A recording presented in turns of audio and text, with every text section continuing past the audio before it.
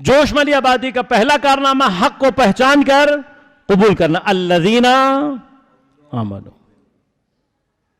میں عمل الصالحات میں کسی بحث میں نہیں ہے. اگر تم عمل الصالحات میں نمازیں اور روزے تلاش کر رہے ہو تو تمہیں بھی قرآن سمجھ میں ہی نہیں آیا ہے.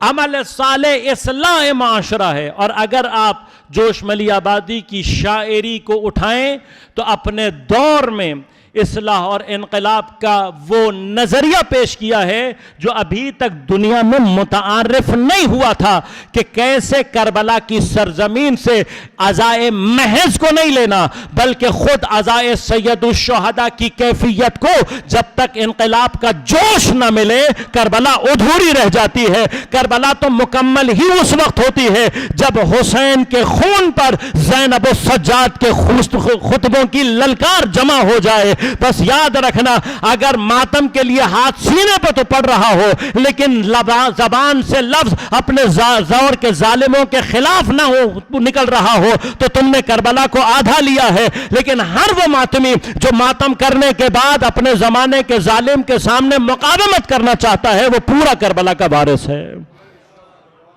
پوری کربلا کی میراث یہ ہے. اور 1400 سالوں میں خصوصاً ہمارے منطقے میں اگر بات کی جائے پہلی مرتبہ دیکھیں ہمارے پاس اردو ادب میں لیجنڈز موجود ہیں اور ان کے بھی اشعار کے اندر آپ کو جھلک ضرور دے. آپ انیس کو اٹھائیں گے آپ کو جھلک ضرور دکھائی دے گی انقلاب کی. آپ مرزا دبیر کو اٹھائیں گے آپ کو جھلک. کیوں؟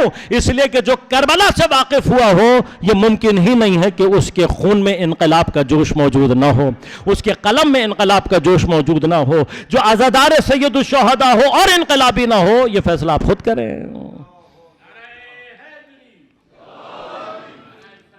اللہم صلی علی محمد اجل فرازہ. کوئی سینہ کربلا سے کہ درد کو اپنے اندر رکھتا ہو اور اس سینے سے انقلاب کا اثر ظاہر نہ ہو رہا ہو. ہماری نظر میں تو اصل انقلابی ہوتا ہی عزادار ہے. لہٰذا امام خمینی اپنے انقلاب کو خلاصہ کیا کر کے گئے, کہتے ہیں ہم نے جو کچھ بھی انقلاب میں لیا ہے جس ہاں تک ہم نے انقلاب کو پہنچایا ہے صرف محرم اور سفر کے ذریعے سے پہنچایا. پورا انقلاب خلاصہ ہے کربلا کے اندر, نہ کربلا سے ہٹ کر ہے نہ کربلا کے علاوہ ہے. انقلاب مکمل ہی کربلا سے ہوتے ہیں. علامہ کی فکر کو اگر مجھ سے کوئی یہ پوچھے تو میں صرف ایک بات کہوں گا اس سلسلے کو جوڑنے کے لیے. پاکستان بننے سے پہلے کا نعرہ تھا پاکستان کا مطلب کیا؟ لا الہ الا اللہ. اس وقت طلب پاکستان تھی لا الہ الا اللہ کے لیے. پاکستان بننے کے بعد نعرے کو تبدیل ہونا چاہیے تھا. اب نعرہ یہ لگنا چاہیے پاکستان کا مقصد. پہلے مطلب تھا, اب پاکستان کا مقصد ہونا چاہیے. پاکستان کا مقصد کیا؟ لا الہ الا اللہ. طلب کے لیے ہم نے پاکستان حاصل کر لیا, اب ہمارا مقصد ہے کہ اس پاکستان میں لا الہ الا اللہ رائج ہو. یہ فکر کہ جہاں سے علامہ نے فکر کو چھوڑا وہ مطلب کی فکر تھی, اس کو مقصد کی فکر میں ڈھالنے والے شاعر کو جوش ملی آبادی کہتے ہیں کہ جس نے پہلی مرتبہ بتایا کہ امام حسین اور عزاداری کا ہدف اصل میں اس انقلاب کو, اس حکومت الہیہ کو نافذ کرنا ہے. عزیزوں یہ گونج اس خطے میں اس وقت گونج رہی تھی, یہ آواز اس وقت گونج رہی تھی جب ابھی اسلامی انقلاب ایران کا کوئی خاص دنیا میں اطلاع موجود نہیں تھی. بس ہماری سرزمین تو اصل اس انقلابی فکر کے وارث اس خطے کے لوگ ہیں. اب ہم اگر علامہ اقبال اور جوش ملی آبادی جیسی شخصیات اور تفکر رکھنے کے باوجود آج بھی انقلاب کے اعتبار سے کچھ قدم پیچھے ہیں تو ہمیں اپنے کردار کو ڈھونڈنے اور سمجھنے کی ضرورت ہے. اور آخر میں صرف ایک بات یہ کہوں گا, آج بھی اگر علامہ اقبال اور جوش ملی آبادی کو ہم اپنی زندگیوں میں کورس کی طرح سے آج بھی مائیں اگر اقبال اور جوش ملا کر اپنے بچوں کو پلانا شروع کر دیں تو انشاءاللہ انقلاب کا وہ اثر ظہور کرنے لگے گا. اور یاد رکھیے گا آئمہ اپنے دور میں یہ اشارے کر کے جا چکے ہیں. موقع نہیں ہے ورنہ میں شاعروں کے اعتبار سے پوری گفتگو آپ کی خدمت میں عرض کر سکتا تھا, لیکن کچھ جب ہم تاریخ میں دیکھتے ہیں آئمہ کے دور میں بہت سارے شعراء ہیں, تاریخ نے ان کا نام لیا ہے. ان میں سے ایک نام سید حمیری کا نام ہے. اب میں تفصیل کے موقع پر نہیں ہوں کہ میں سید حمیری کو بیان کروں. ایگزیکٹلی سید حمیری انہی مقامات سے گزرا ہے. حق کو پہچان کر اس نے قبول کیا, قبول کرنے کے بعد اپنے معاشرے میں اس دور میں اصلاح کے لیے شعر کو اس نے اپنا ہتھیار بنایا. ہتھیار بنانے کے بعد ان کا جو تیسرا مرحلہ بذکر اللہ کثیرا، شاعر کا ذکر تسبیح نہیں ہوتی، شاعر کا ذکر نماز نہیں ہوتی، شاعر کا ذکر قرآن کی تلاوت نہیں ہوتی، شاعر کا ذکر الہی اس کی اپنی شاعری ہوتی ہے، جس شاعری کے اندر وہ بیان حق کر کے لوگوں کا اللہ کا ذکر پہنچا رہا ہوتا ہے، خود بھی ذکر کر رہا ہوتا ہے، لوگوں سے بھی کروا رہا ہوتا ہے. بس شاعر وہ کہ جس کا ذکر حق زبان زد عام ہو جائے، جب تک اس کا شعر پڑھا جا رہا ہوتا ہے، حق کا ذکر ہو رہا ہوتا ہے، اس کے حصے میں لکھا جا رہا ہوتا ہے. شاعر کو اسی لیے یہ مقام حاصل ہے جو کسی اور کو حاصل نہیں ہے.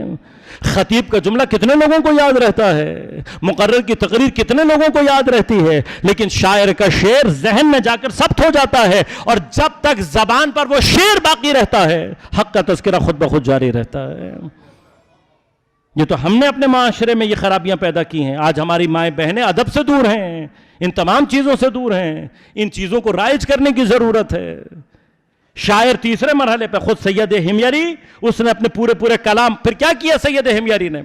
تیسرا مرحلہ یہ کیا کہ ائمہ کی احادیث جو ان کی فضیلتوں، ان کی امامت اور حکومت الہیہ کے لیے بیان ہوئی تھی، انہی کو اشعار کے قالب میں ڈھال کر، عین حدیث کو شعر کے قالب میں ڈھال کر پیش کرنا شروع کر دیا. اور اس مقام تک پہنچے سید ہمیری کہ سید ہمیری کے بعض اشعار کی طرف امام نے اشارہ کرتے ہوئے یہ فرمایا کہ اگر کوئی سید ہمیری کے یہ اشعار یاد کر لے، ہم اسے جنت کی ضمانت دیتے ہیں.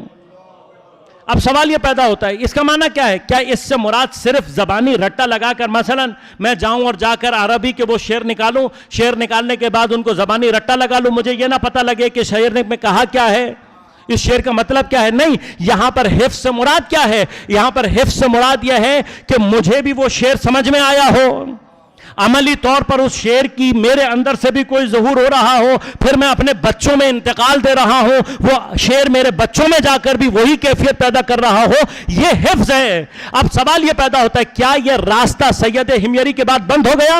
نہیں، بند نہیں ہوا. یقیناً امام نے صرف ایک مثال دی ہے کہ طول تاریخ میں جب بھی کوئی سید ہمیری جیسا شاعر پیدا ہوگا جو ہمارے مناقب کو اس طریقے سے بیان کرے، جس کی شاعری کا ہدف ہمارے ہدف سے جڑا ہوا ہو، سمجھ لینا کہ وہ سید ہمیری کا وہ وارث ہے کہ جس کے ساتھ اگر تم جڑ گئے تو خود ہم سے جڑ جاؤ گے.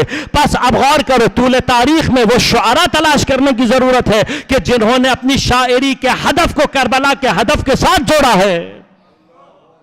تو اب اگر ہمیں طول تاریخ اردو زبان میں ہم تلاش کرنے کے لیے نکلیں گے تو ایسا شاعر شاید جوش ملی آبادی کے علاوہ ہمیں دکھائی نہ دے کہ جس نے فکر انقلاب کو اس طریقے سے لا کر اپنی شاعری میں جوڑا ہے کہ اب ہم نہیں ہیں، یہ صرف ہم نہیں ہیں، خدا جانے وہ اپنے شعر میں اپنے خلوص کے ذریعے سے کیا کہہ کر چلا گیا، یہ اب ہم نہیں کہتے ہوئے نظر آ رہے.